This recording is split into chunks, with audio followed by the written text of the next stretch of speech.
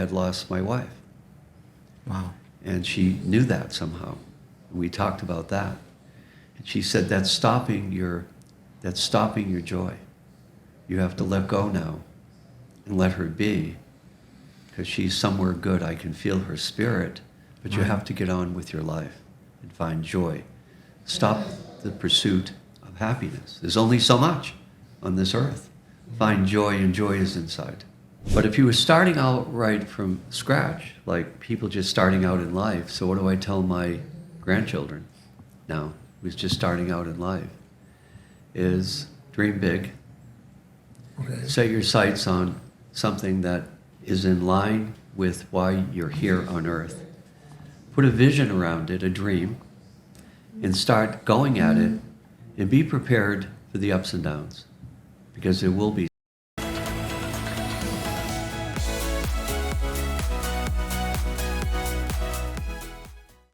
Olá, sejam bem-vindos a mais um Vida Inteligente na América podcast, aqui em parceria com a Construction Connection, e hoje, estamos aqui com o Bruno, estamos aqui com o Dr. Phill, e hoje eu tenho certeza que vai ser muito legal esse bate-papo aqui, porque a gente vai aprender muito, inclusive eu, principalmente, aprender com essas duas figuras aqui, empreendedoras, vidas inteligentes aqui na América.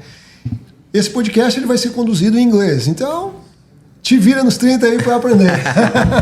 Bora, vai ter legenda, não vai? Vai ter Vamos legenda. Colocar uma legenda aí pro pessoal. Vamos. Mas quero te agradecer pela oportunidade, por estar aqui hoje no seu podcast. Vamos para cima, vamos trazer muitas coisas boas aí para a comunidade brasileira. E hoje eu tô aqui com o meu mentor, com o meu partner, e vamos para cima.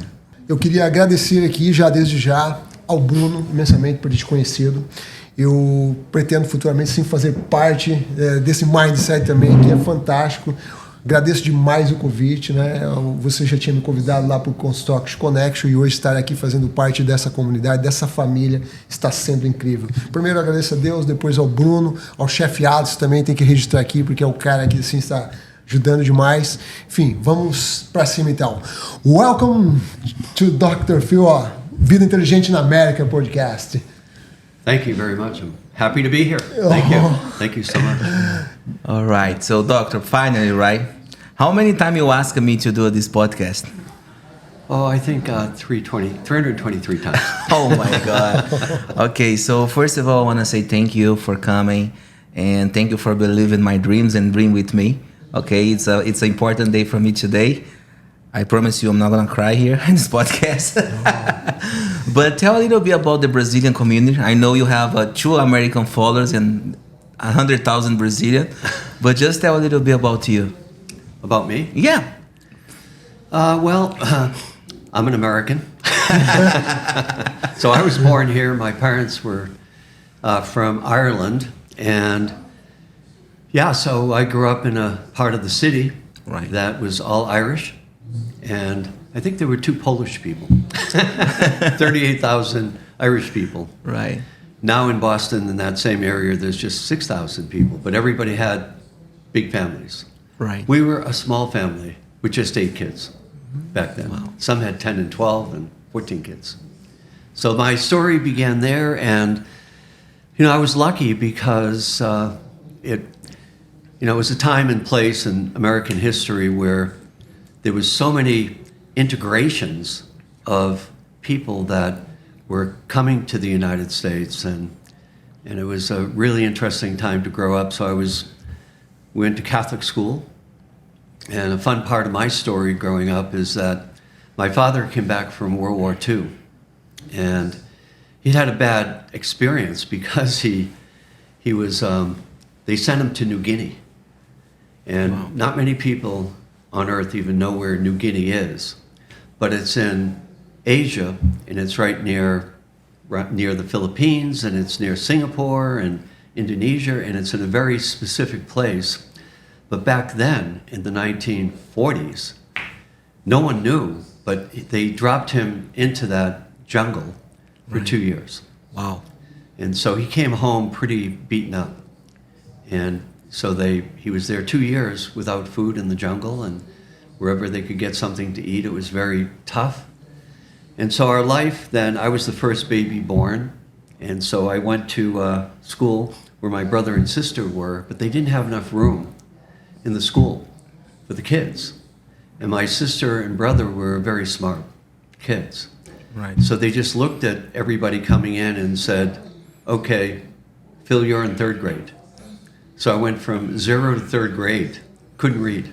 Oh my God. So I faked it as Right. best I could. And I developed a good memory because I couldn't learn to read fast enough. So I had to study all the words and memorize them. So I didn't learn to pronounce. Right. And so I just memorized everything in there. And finally got through there and went on and was very lucky at that particular time because there was lots of opportunities for education, and I never had to pay for it because we were trained in our family that you had to study. Everything was about studying. So that was my life and early life, and went on to schools and had the opportunity to go to some famous schools like Harvard University, where I spent 8 years. and it was really wonderful because I met a lot of really important people there, and the most important person was Warren Bennis. And he changed my life because he became the father of leadership in the world. Right. And so he wrote many books, and he wrote one that's really important, which is called On Becoming a Leader. Nice. And the reason that it was on becoming is that you never finished. You're always becoming. And it's like that in life. You're always becoming. So I fell in love with this person and what he was telling us, and I wanted to be like him. So I did all my work in school, but my dream was to help leaders and leadership teams succeed and perform. And that's been the work of my life. And yeah, I studied, became a doctor and all that, but the important thing for me has been helping people with their work and their life. Nice. So if someone, and my field of study in medicine is all about the psychological, psychiatric kinds of things. So I was not surgically cutting anybody open or doing anything like that. So mine was about the mind. But most people live in their minds. And so to understand people and what motivates them and how do you get people to succeed is what Warren Bennis was about. So I studied with him, stayed with him until he died, and he was famous. He advised and mentored Ronald Reagan and George Wow. Bush and famous presidents, Jack Welch at GE, Howard Schultz at Starbucks. And so I was lucky to have him as my mentor, and I think of him every day. Nice. I read your book, the book you did about mentorship programs. Right. And I saw that you talked to us about him and explain your history with him. That's important. You think every single person has to be a mentor? I think that it is life's joy to be a mentor because Nice. giving is receiving. Right. When you help someone else, you're really advancing yourself. And so mentoring is so special. And most people, today they talk about coaching. Right. Yeah. And not many people talk about mentoring. But yet when you say to people, who got you here? Immediately someone like a Warren Bennis comes to your mind. Right. And the thing about mentoring is a mentor is someone who's mentoring, but doesn't feel like their mentoring is teaching them. Right. So they're not trying to be the teacher, like do this, do that. It's more like modeling and understanding. And so for Warren, what I learned 2 things from him. One is how to be calm and not, just jumping around. Right. And the other thing I learned from him is listening. His ability to listen.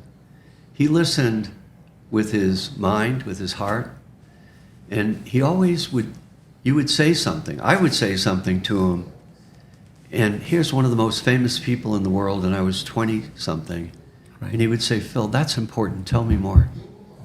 Can you imagine? It's such like he wants to hear from me, and he's so famous. And then he would always summarize. So he listened, advanced the conversation, and summarized. such a great thing. I've used it with my children and now with my grandchildren and it's called two-eye listening. You're good at it, actually. Oh, yeah. Which is looking straight at a person. Most people, by the way, they do this. I'll take my glasses off for a second. So if I'm looking at Bruno and I'm thinking about stuff, my left eye is to his left eye, and it gives me an escape.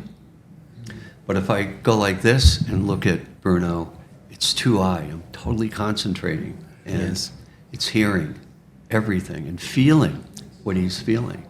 It's such a unique experience to be able to do that. Nice. Dr. Phill, pessoal, o Dr. Phill é o meu mentor por mais de 7 anos e agora nós trabalhamos juntos, temos grandes negócios dentro da construção civil, por isso que ele está aqui hoje. Então estou falando em português só para vocês entenderem um pouco, né, quem que é ele. I speak Portuguese with the people and tell about our history a little bit. Sure. Eu tive a grande oportunidade de ter ele como meu mentor, como meu sócio, amigo, como um pai também. Por isso é muito, muito gratificante estar aqui hoje fazendo esse podcast com ele. E todas as coisas que eu aprendi e venho aprendendo é graças a ele, né? Doctor, I explain the people about our history a little bit. So you're my mentor, partner, and we do great things together. And now you're with me in the Construction Connection. Tell a little bit for us why you believe in Construction Connection. Great question. Well, it's a wonderful question. Thank you for that. And by the way, when you're speaking Brazilian, and I've been with Bruno now for 7.5 years, I'm learning a lot of words, but I'm not telling him because I don't want him to know that I know a lot of these words. But connections is life. Connections is life. You can't get anywhere by yourself. And I think it's a brilliant idea. Bruno and I discussed it and one time in his truck, and it was a really interesting discussion because he said, I think I want to be a mentor like you've been to me. And I said, Bruno, you can do that because it's giving is getting. Right. The more you give, the more you get. And I think it's brilliant because people need mentors in their life. But a connection is even bigger because it's a community.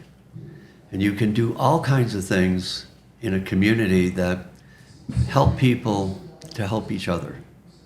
Right. It's not just being a mentor, like someone mentoring to someone who has not been through as much life. It's also peers mentoring each other. Nice. So there's peer mentoring, and then there's mentor advising.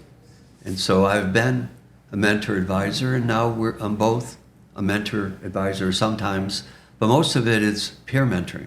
We're helping each other. I listen to Bruno listens to me. Yeah. We make a decision, we buy something, we do something, we create something, and it's like Construction Connection, which came from a truck ride. And I didn't know Bruno was stealing it from me, but but I can tell you that it was good because he never changed. He was just driving the truck. He wasn't saying anything. He was learning. The next thing I knew, he was talking about Construction Connections because I did tell him that it was a brilliant idea. Thank you. And not everything in life is brilliant, but once in a while, there is something so valuable that you create, that it can live beyond you. So yes, I helped maybe some of the way, and you've done all the heavy lifting and the hard work on it. Mm-hmm. As you look back on it on your life, when Enzo is grown up and his children are grown up, you'll be remembered for unifying construction people everywhere so that they can help each other and they can also get mentoring when they need it. Because one good idea can change everything in life. I learned a lot of things from you, Dr. Phill, but one of the most important thing I learned from you is about purpose. And you talk a lot about that. And I think Construction Connection is this, is a purpose to people growing up, to Brazilian community connect, and we can make a lot of big things together. Yeah. Go ahead. No, continue. I'd like to make one question for you. I imagine, no, absolutely not. What it is today, your motivation for keep doing, keep doing. Because you are active all the time. Bruno talked before, Phill. Yeah. You want the truth? Go ahead. I'm afraid to stop. I love it so much. And I know that people my age could just sit down in a chair and drink coffee or have friends and play cards or do stuff. For me, I'm what they call hyperkinetic, which is moving all the time. And it gives me energy. And mostly helping people gives me energy. And not being able to do that is very worrisome. So I don't worry about being older or even getting very old. I worry about stopping helping. Wow. And that's, for me, my purpose. My purpose is esse quam videre, to be someone rather than to try to be someone. And so I want to be me, and I'm about helping, and I can't say no to anyone. So someone calls me from years back, like yesterday, my 8th grade, my best friend Right. was this guy, Jimmy Belleville. Okay. And I thought of him because someone sent us a picture of our 8th grade class. Wow. I think I showed it to you, Bruno. Probably yes. I think. Yeah, now it you to show me. And so You like 20 years old. And they, I look like, you're exactly right.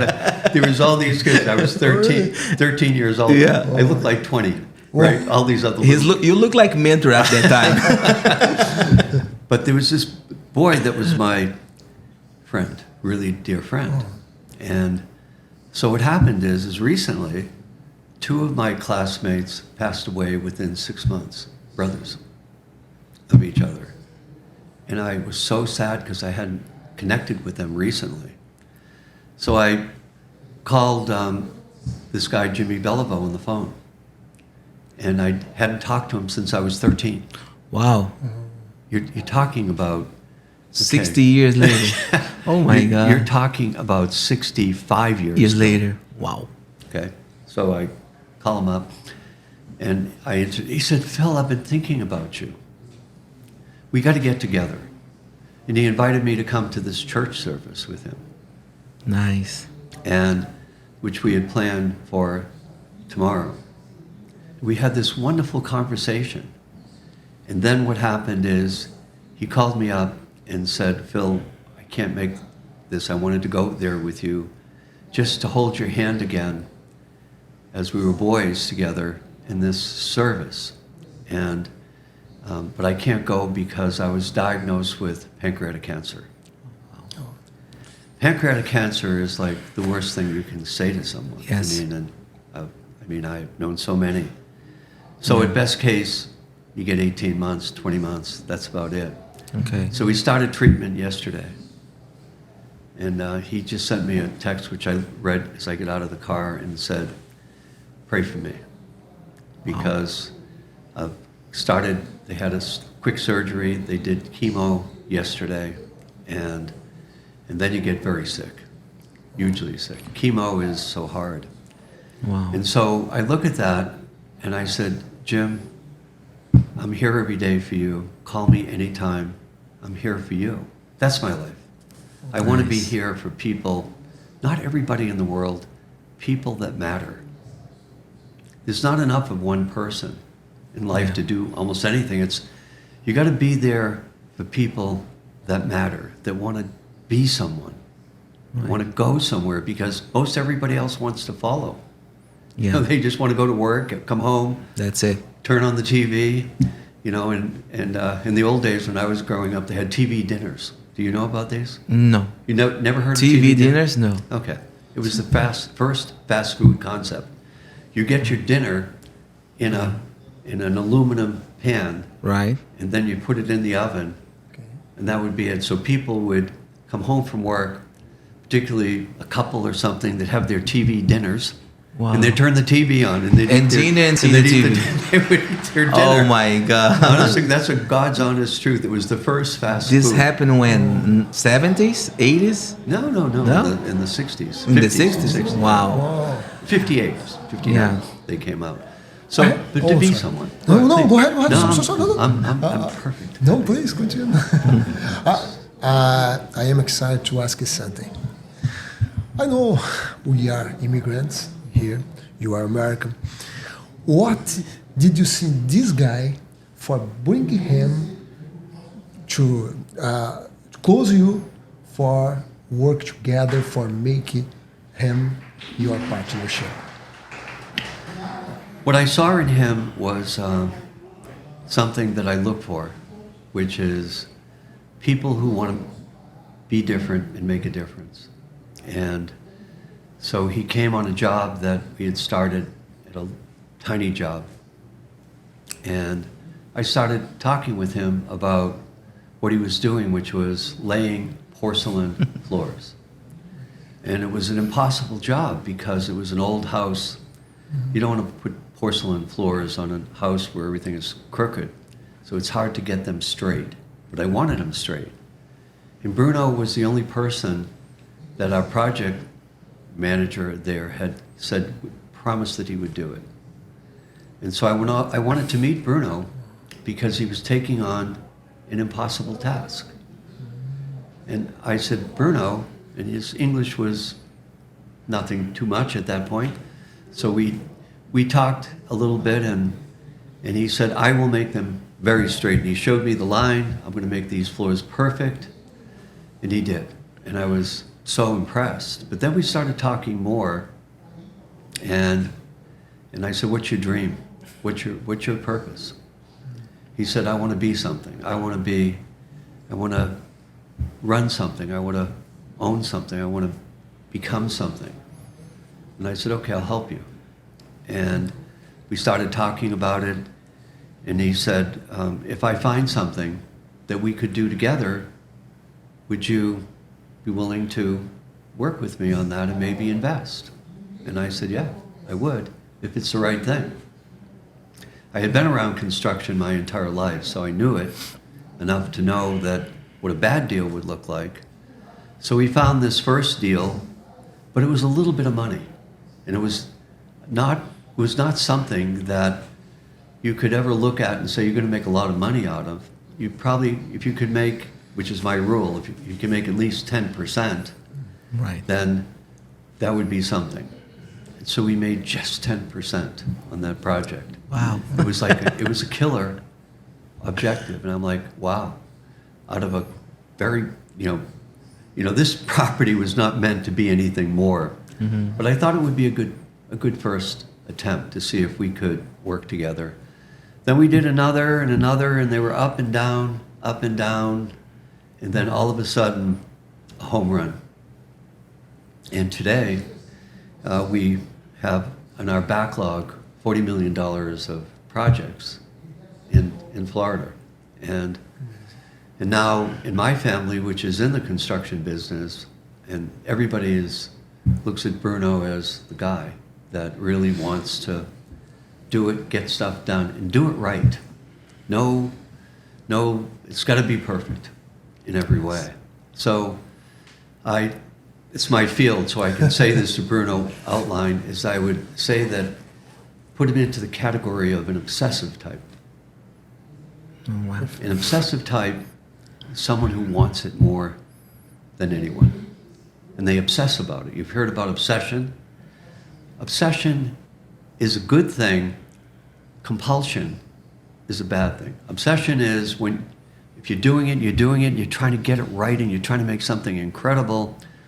And then when you get to a place where you can't stop doing it, that's when it could become an illness.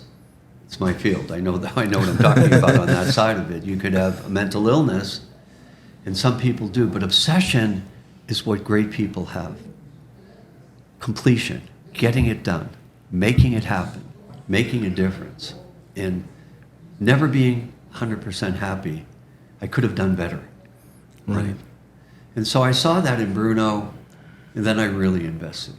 And then we did big projects. And some of our projects right now are, incredibly detailed, very difficult in environments where Bruno's had to learn how to deal with American bureaucracy, with the towns. Oh my God.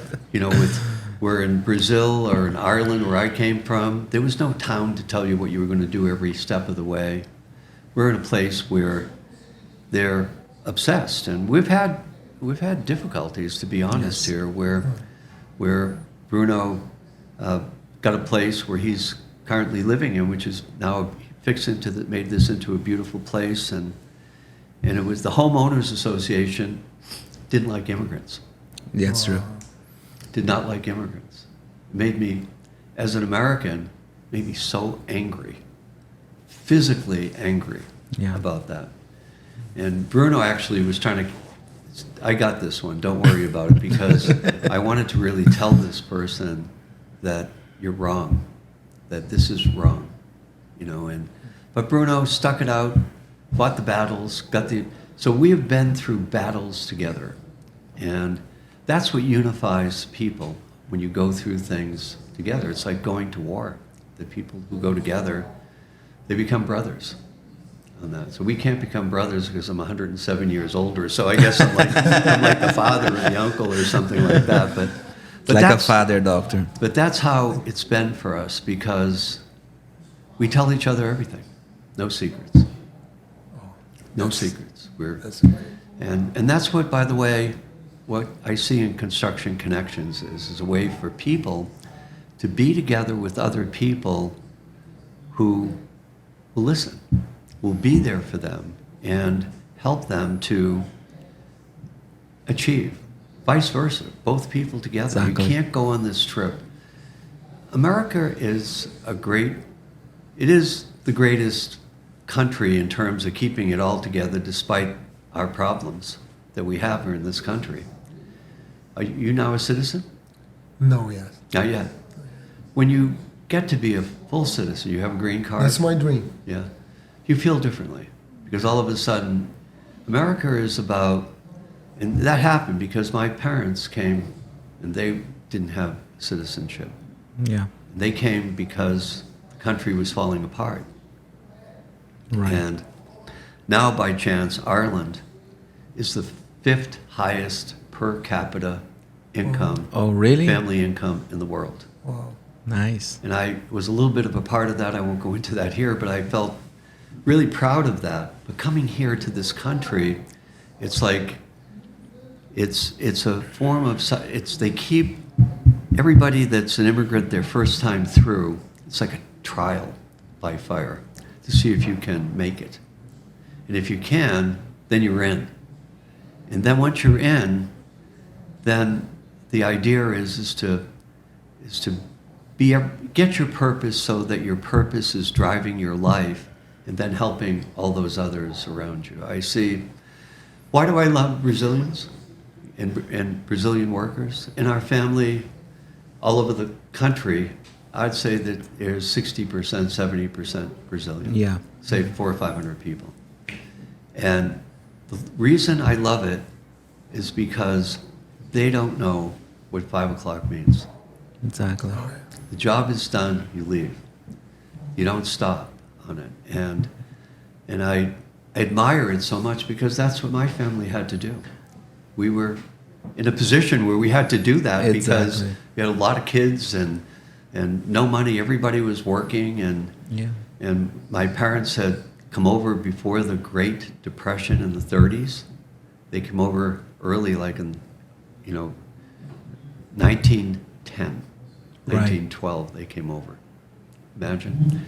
And they fought through all the battles, and my father went to war, and they lived their life. But being an American, when you're finally there on it, you understand that this is, it can be, and it should be, a place for everyone.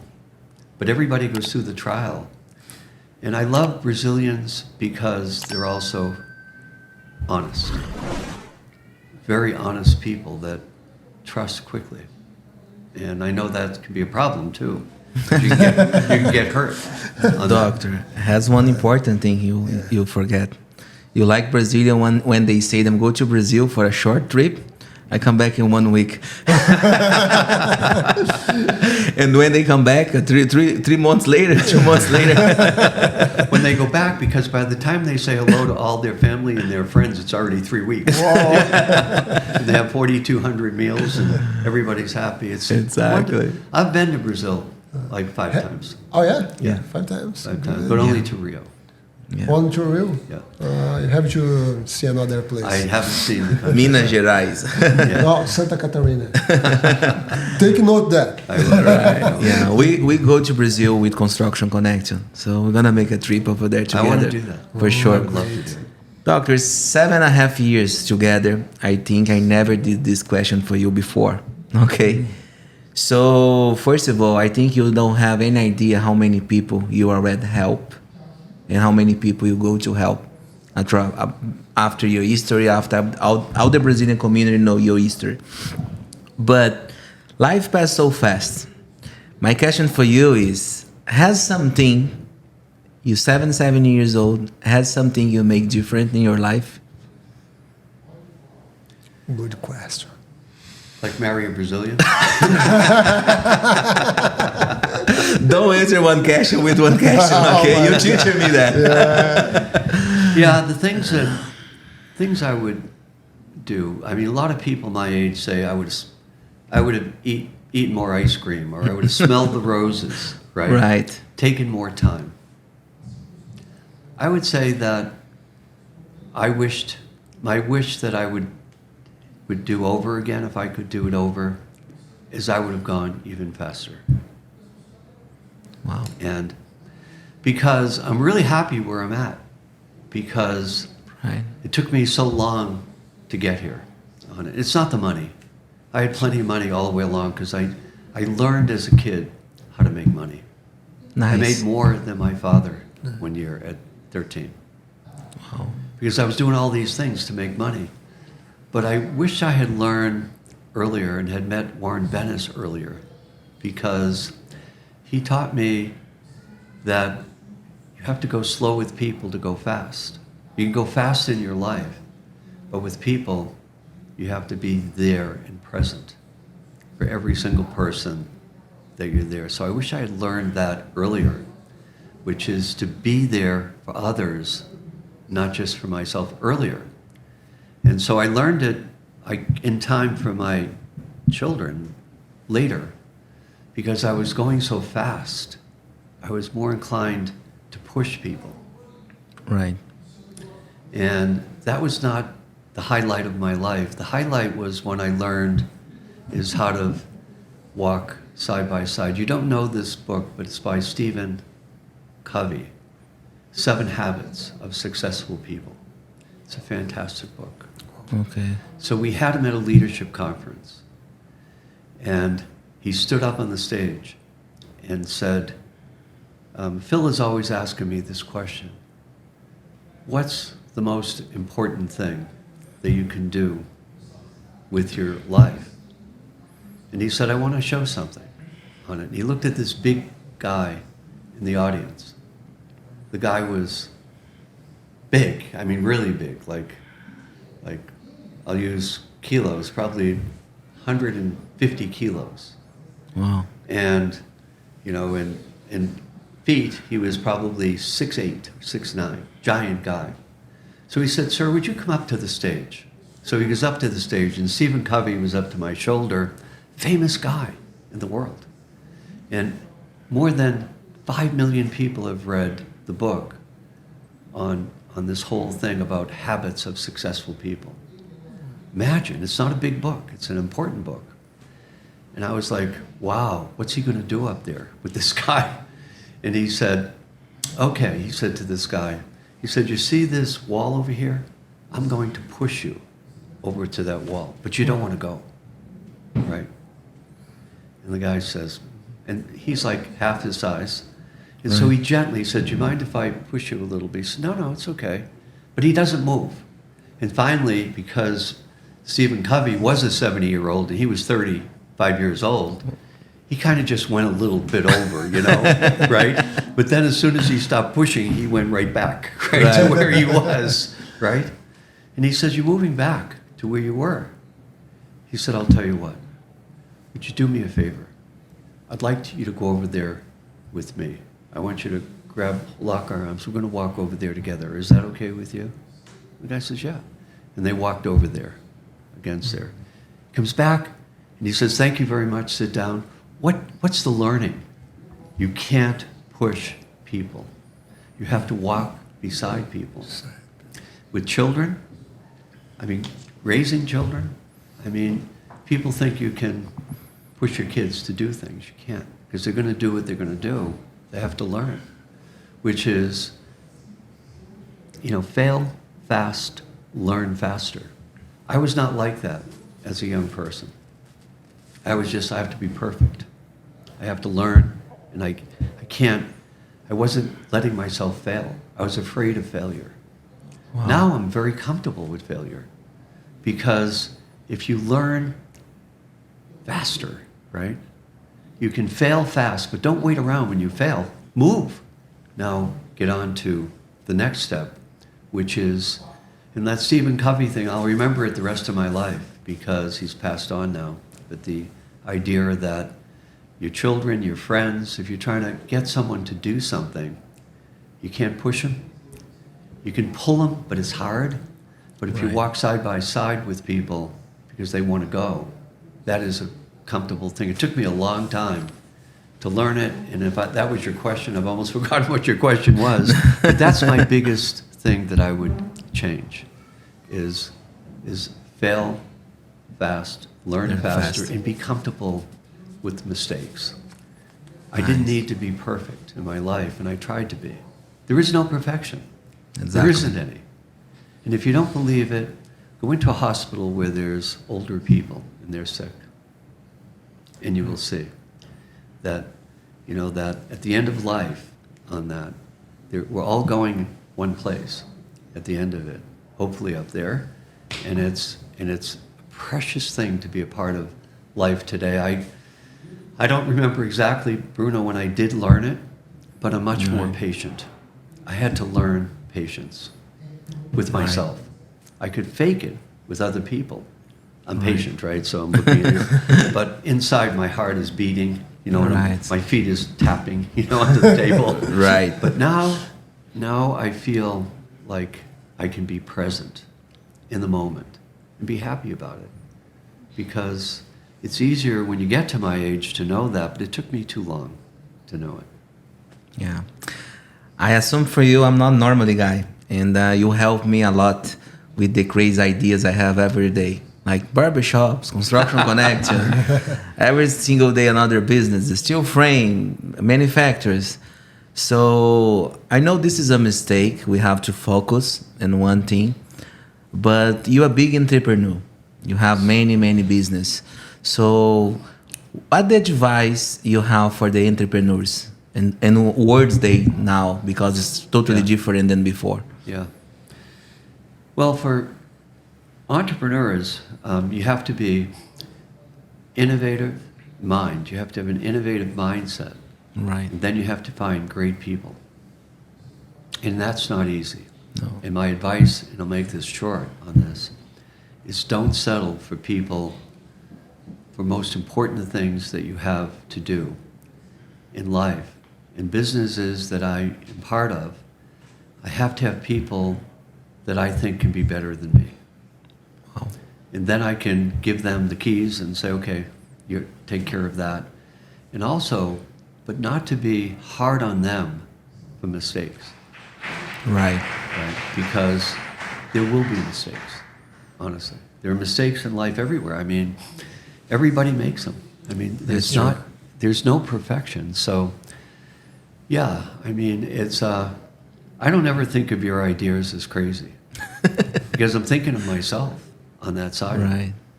I mean, when I think of those, barbershops and all the rest of it, I think construction connections is absolutely critical because it's so much, it could be so helpful to so many people, and that's worth it.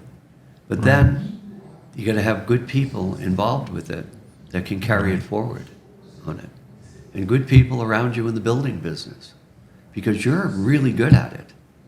And you're a perfectionist. I see how you look at things. And you know I am, besides, on certain things. And so that's my thought on it, is what I said. Thank you so much. I have the best mentor in partnership, so that's the reason I'm doing good. So great. Yeah, and that's I swear this for you, your legacy. I will keep doing that because you and because I love the things I did. And another question for you. So, doctor, what's the difference in multimillionaire guys and billionaire guys? That's a good question. That's my personal question for you. Yeah. Is that what you want to be? Yeah, exactly. Well, I'm not a billionaire. I could have been.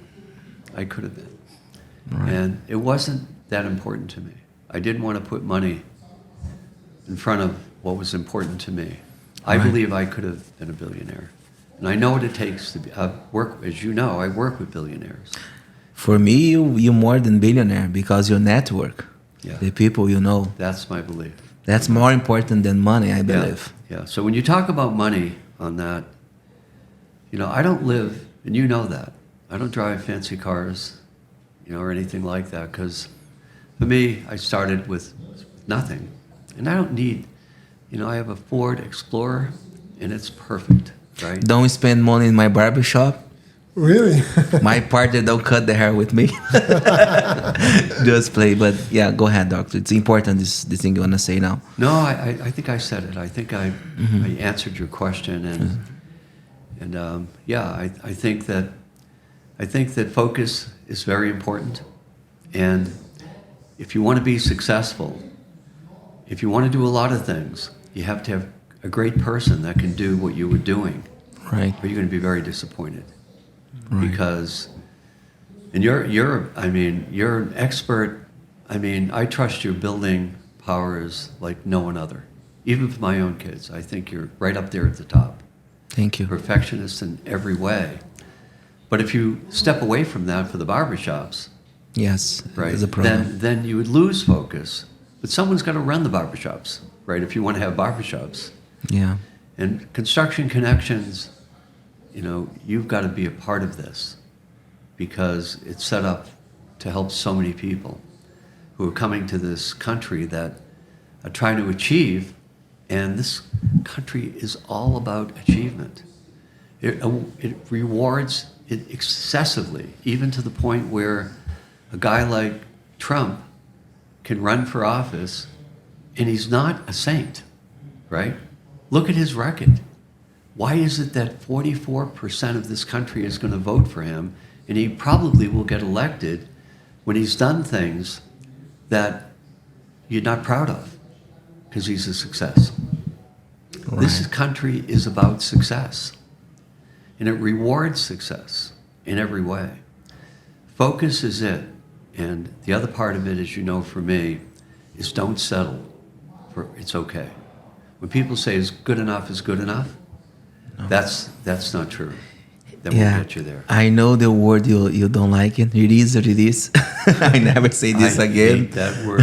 Oh my God. Yeah, but in 2018, in December 2018, before my birthday, you told me money is consequence about your results. And I never forget that. That's my next tattoo. Just play. You have no more room for tattoos there. So, and I apply that in my life. Yeah. And all the insights I get from you. So, like, respect the process. We have to respect the process we live. About falling down 7 and get up 8. That's important thing. And learn with the mistakes. Yeah. I know some mistakes I did again, other ones I forget about. I never did these mistakes again. And discipline. You talk with this all the time. So we're building houses for 5, 8, 7 millions. And Dr. Phill, I'll see the details and say, listen, look at that painting, look at that molding. Whoa. He's looking at everything. And another thing you say, details. You like this word, right? Details. Yeah. Yeah, that's very important. Thank you so much, doctor, for everything you teach me. Yeah, you're the best. Thank you. Thank you very much for being associated with me, and you've stuck through it. And it's been hard. You know, we've had important conversations at various times of what's important in life, and what's most important in your life is Hector and Enzo and Liz. That's the most important thing in your life, right? And your faith, your mom, right? And who raised you and took care of you and got you over here. And but remember one other thing too. I would say, are we done now? No. Oh, not done. But there's another famous expression that I really am fond of: is what got you here won't get you there. Wow. So the status quo, meaning what is, won't be the same tomorrow. Things change. The thing about this country, which is great about it, is it's always changing. Always. Always changing. All the time. And that's what keeps everybody in the world like, how did they do that? They don't know, because Americans love change. Nowhere else in the world do people move around like Americans. Right. And finally, it solved many of its big problems, because when I was a boy, nobody lived in the South, that unless people that grew up there. Nobody went... In Florida. No, south of Washington, D.C. Oh. People didn't move below there. Right. And it was a big problem, because people would move all over the place in the Northeast, up to Chicago, and then they went to the West Coast, but nobody went south. And that caused a big divide in the country from hundreds of years. But now, everybody moves everywhere. But in France, people grow up in a house, they stay in a house, they stay in the town, no one goes anywhere in France. Sophisticated, big country. I don't know about Brazil. If people move around, you all come to, many of you, to the U.S. Right. But is the society based on change? It seems like it's very progressive to me compared to the countries that have been around a long time, because there's an aggressive quality about Brazilians of they want more. The ones who come to the United States, maybe those are the only ones I know that want more for their life. And so they come to a country that offers it to those who go after it. Right. Doctor, you had a lot of skills. You a doctor, you a mentor, you consult these companies, but your knowledge about the real estate, for me, is impressive, honest with you. You know a lot. And the reason you have a success in your business is because your knowledge about real estate, and because me also too, the crew I had, we working hard. My question for you is, why do you see this market for the next 3-4 years, the real estate business, the real estate market, sorry? Yeah, if you look at historically, and it's a big deal, because you look at, I took the last 100 years before '08. Right. So all the way back to 1908. And I looked at the economic curves, up and downs. And I was able to, for our family business, to predict. It's like that, you say? Yes, exactly. Exactly. What goes up, like it goes up right now, and they're trying to figure it out, the feds, because it's a pretty sophisticated, meaning complicated, business model of how the economics work. Like, inflation is up, okay, you got to keep interest rates high. Right. So you get unemployment to be higher. And if you don't get that curve right, then bad things happened. Like '08 was a crisis. Right. And I knew it was coming. I didn't know when. No one did. But I knew that it wasn't going to keep going up like that. So now what happened is it went down, and then for 10 years after that, pretty much it went up a tiny bit here and there. But the American economy over the last 120 years has gone basically where it's like it's about 2.78% per year is what you get. Right. For real estate. So real estate has gone up, say 3% a year but it doesn't go up gradually. It goes up and down. Yes. But the curve evens out. And so I knew that was coming. So what's going to happen now? I think it's going to be one or two things. One is it's going to slow down a little bit, or there's going to be a correction. A correction means that it will stall for about, a correction is like 12 to 14, 16 months. Okay. Stall. And then it will start going up again. Or if it's a major correction, then it might go down. If they mess it up, then it could be a problem. That's why this election is important. It's got to be a steady curve, or it messes up the economy. So I think it's going to be okay, because in real estate, it's different right now. There's just not enough houses for people in apartments. Right, that's true. So it's different. Yeah. It's a different function. Sorry, go ahead. No. Sorry, I have another question. Yeah. May I ask? If you have to start today entrepreneur, you have only knowledge. Don't have money, don't have nothing. You have to start today. In 24, no, because you said for every time things change every time. Now, you see the market, you see the construction, you see everything. One tip for everybody is watching us. If you have to start today, what are you supposed to do? You think about something for what you start? Oh no, real estate or direct construction, or what way you supposed to take? Yeah, it's a very complicated question. I for understand. sure. It's a big one. And but if you were starting out right from scratch, like people just starting out in life, so what do I tell my grandchildren now, who's just starting out in life?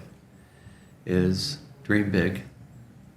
Okay. Set your sights on something that is in line with why you're here on earth. Put a vision around it, a dream, and start going at it, and be prepared for the ups and downs, because there will be some. Take risks, but don't do stupid things. Mm-hmm. Right. Because this is a place where you can make big mistakes, ruin your credit rating. You can't get rid of it then. So I would say to be careful with debt.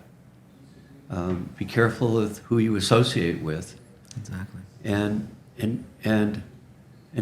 get rich slowly. Excellent.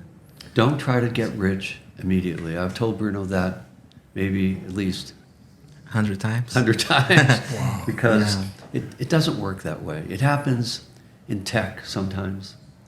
You know, like if you read about these stories, but it doesn't happen to all of us ordinary people in ordinary, like construction and all the things that we do. But you have to be a thinker. You have to think ahead of the market. And I believe in the best possible case and the worst possible case. So I would draw a pathway for what is my best possible case, that curve. And then I'd look at what's the worst possible case. I fail. And I'd say, okay, if I fail, what am I going to do? How do I get back on track? So you always have a 3-year plan. And if you fail fast, learn faster, and move again. So the guy that I was with in Ireland just now, he had many of those. And I'm writing that book right now. And it's going to be a terrific book, because basically it talks about his secret of how he's been able to create. Now he's the 56th richest person in the world. Wow.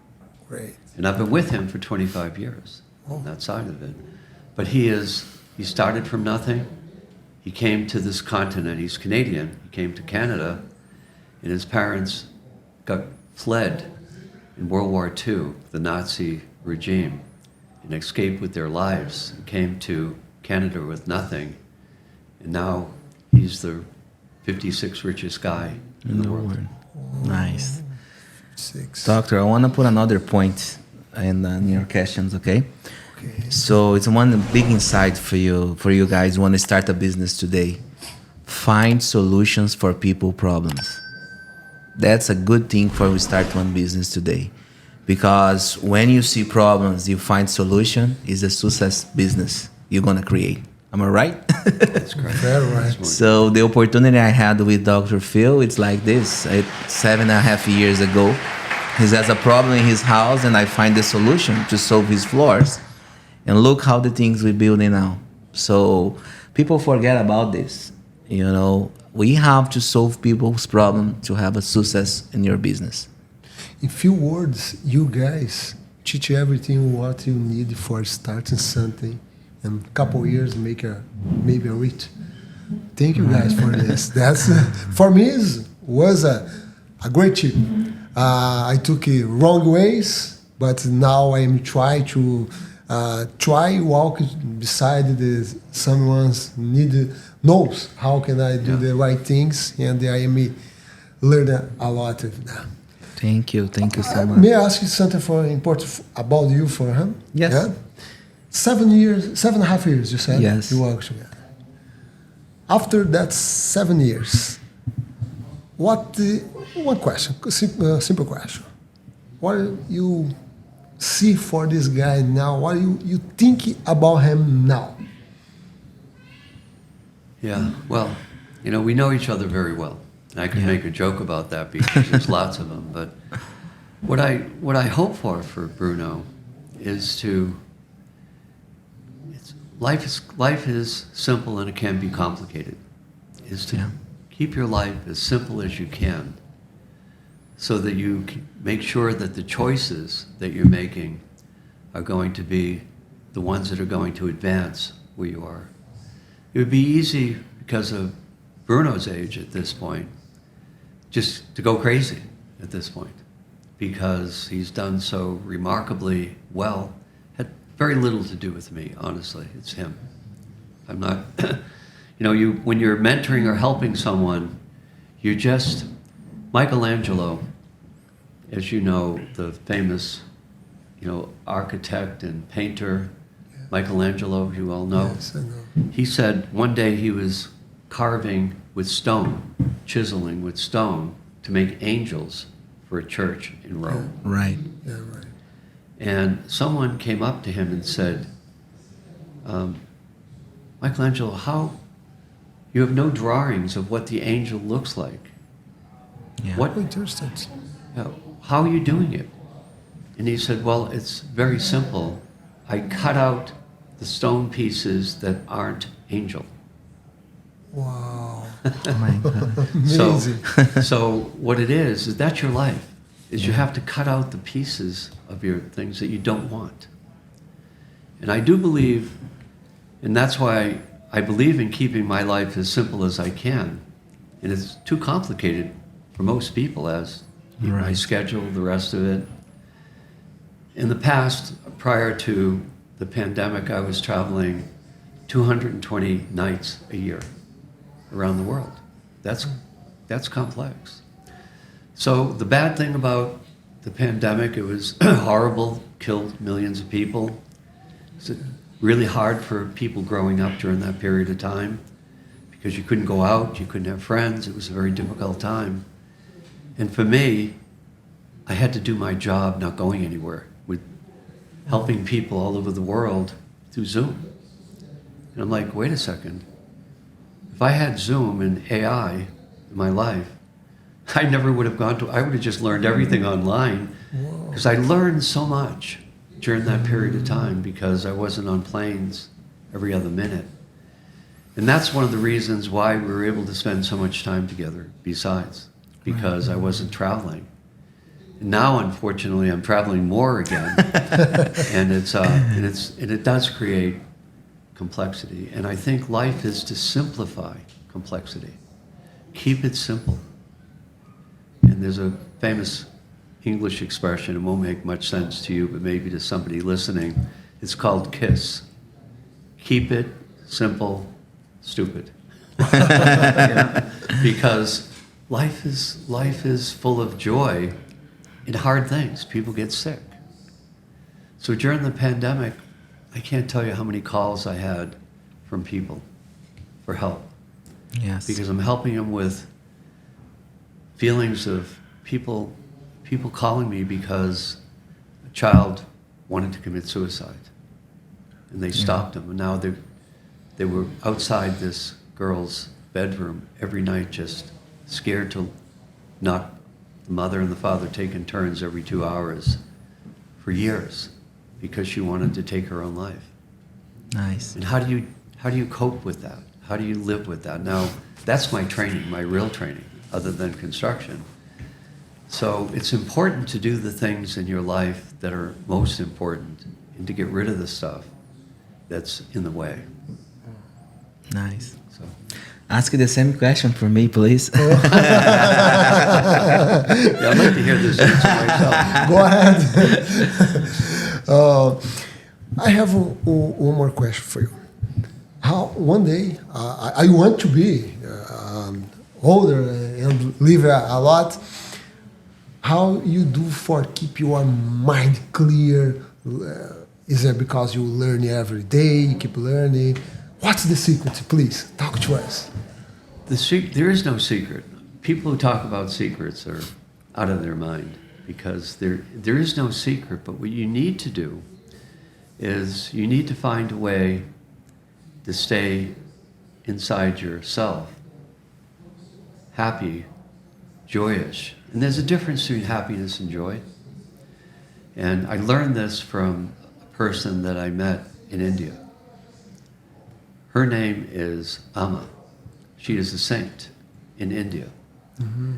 And like Jesus' life, went out into the desert when she was, now this is going to confuse you because it's really a he, but in India, in Indian tradition, in their religion, is that they believe that you're reincarnation. You're reincarnated. Yeah. And so Amma believes that she is reincarnated from a woman saint. Right. So people refer to her in their language as her.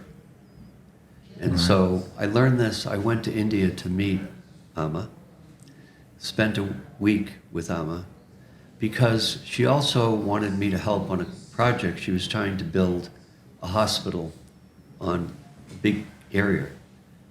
60 million people are following Amma as a religious. And so she wanted to do two things. One is to build a temple, feed the poor, and the other was to create a hospital on that side of it. And then, so I had been involved with building hospitals at one time, and so Amma wanted some help on that. And so this is a very interesting story because what happened is that Amma, this friend of mine said, you have to meet her, and she's coming to the United States. And she's going to be giving a talk in New York City, right across from the big park in New York City. Right. And so, can you come? But you got to be there this afternoon. She's just flying in. It's only for 50 people, like the size of this group. And I said, okay, but I'm going to have to figure a way to get there because I really do want to meet her. And then I did go to India afterwards on that. But I went to that session, and in their religion, they practice almost like chanting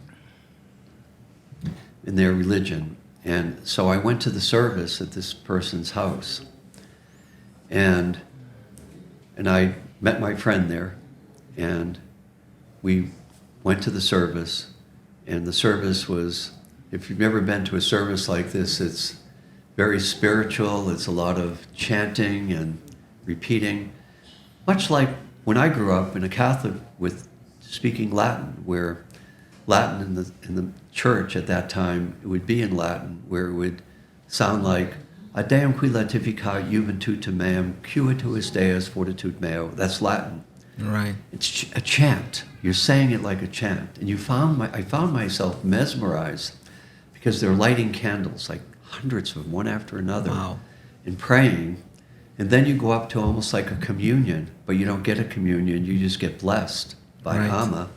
And she places holy oil in your hands, and you offer it to God, and you bow, and you go back. And so I go up, and I meet Amma for the first time, like this far apart. Right. And I take the holy oil in my hands. Right. And she looked at me and said, how was the train ride down? Nobody knew I took the train ride down. I looked in my pocket to see if there was a train ticket. Wow. That was my first meeting with Amma. So I wanted to go and meet her in Chennai, India. And I had some other reasons for being in Chennai as well. Right. And went to what they call a Pidam, which is a holy site. Right. And I visited there with her, and I sat with her. And that changed me. Wow. This is a long time ago. Changed me. At that time, she was only 24. 60 million people following her. Wow. So all the things finally got built, and we became friends. And so while I was there, Amma said to me, Phill, I'd really like to talk with you about something important, 2 things. So I go. It was a big honor to be there because people are waiting in lines, thousands of people to meet the saint. And so I go, and I'm sitting just the 2 of us, and we're on the floor, like you see, and there's lots of vegetables and things to sip and eat. And she said, please eat and enjoy food with me. And we sat there, and Amma said to me, Phill, are you happy? I said, I think so. She said, I think you're looking for more happiness. And I said, yes. And she said, there's an end to happiness. You can only have so much happiness on this earth. Right. And then you have to find joy. And joy is inside. And I'm like, wow. And she said, I understand. And I don't know this, but I feel that you lost someone. Right. And at that time, I had lost my wife. Wow. And she knew that somehow. And we talked about that. And she said, that's stopping your joy. You have to let go now and let her be, because she's somewhere good. I can feel her spirit, but you have to get on with your life and find joy. Stop the pursuit of happiness. There's only so much on this earth. Find joy, and joy is inside. You can be joyful waking up in the morning, and you can be joyful going to sleep at night on that side of it. So I think for me, the big secret on life was that day. And I came back to the States. I came back at that point to Boston. Right. And I'm coming through the tunnel. We've all been through the tunnel. And there's a truck in front of me, a big truck, right? And it's honking its horn. Wow. Okay? I don't know why. And I look at the number plate, and it says joy. Wow. Wow. Crazy, right? Crazy. It's crazy. Is that the craziest thing? Yeah. It's And I'm like, alhamdulillah. I mean, it was like, so that changed me. I don't know how all of that happened. I know it sounds weird. People believe in Amma. She built the hospital, which I'm very proud of. She got the orphanage started, which we helped with in my family to get built. And she does amazing things, and now 150 million people are following Amma. Wow. You can go online and find her on that side. Yeah, I enjoy very well with you guys here. I happen to enjoy all the time. This is amazing. I learn a lot here, and that's an honor, pleasure. Good. Keep going. Before we finish, now I need to answer questions. So, how I see Phill for the next couple of years? You can put your glass, my friend. No, So don't like we did the construction connection 50 days ago, right? So we had a plan to Dr. Phill to be do some speed for us, and he did a surgery, a rib surgery, 50 days ago, doctor. Yeah. And look, this guy, I play with him. He's a white gorilla. He's so strong. Wow. He's already recovered the surgery, very impressive. And doctor, so I know you already have a big legacy with your family, with your friends, with the companies you work, and I know you are like a 100% complete guy, and anybody's complete. So I saw you with me for, I don't know, next 20, 30 years, But you know, this is no real. You're 77 years old. We know that. But what I like to do with you is keep your legacy going up. I know all the Brazilians know about you in our history. And I think you can help a lot of people together, like we're doing now. And it's going to be a pleasure has you with me. I'm so happy. So I say thanks God every day for having you in my life. You changed my life, my family, and my mind. So, wow. You promised you wouldn't cry. It's good. It's a good thing. Crying is wonderful. Yeah. So, I know I'm very good to convince people doing things. And I know now you go to internet, people is going to know about you. We with me in Construction Connect, we're going to translate your books in Portuguese and help people to grow self. And thank you so much for everything. You're welcome. You're welcome. Thank you. You're the best. Thank you so much. Thank you. Oh, Thank you very much. Appreciate. Thank you. Before you leave, I would like, we watched one amazing video you talk about Bruno in Construction Connection, but today is different. Yeah. Okay, couple days, couple months, I don't know, pass away.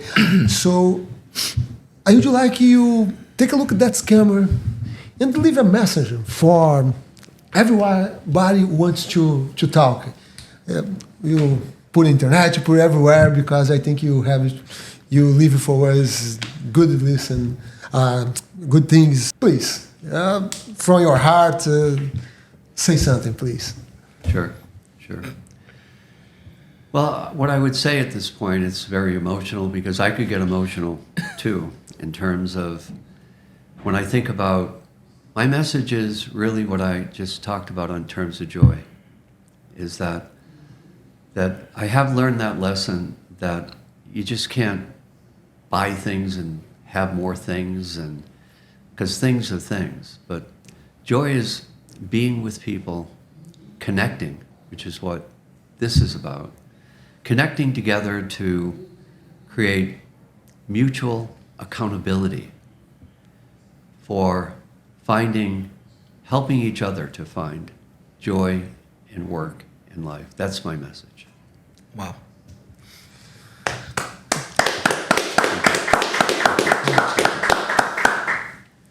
Você encerra para nós. Tá, eu vou gravar com você, mas eu vou encerrar com o pessoal. Obrigado, pessoal, por vocês terem assistido esse podcast. É muito importante vocês entenderem um pouco, né, que aqui nos Estados Unidos é possível você fazer as coisas, não só nos Estados Unidos, qualquer lugar do mundo, mas que amizades verdadeiras como essa podem surgir de negócios, e que aproveite o máximo a vida de vocês, o tempo de vocês com as pessoas e com as coisas que realmente importam. Essa é a minha mensagem. Eu não tenho mais palavras. Só digo uma coisa para vocês. Assistam, reassistam, porque vocês têm muito a aprender com essas duas figuras.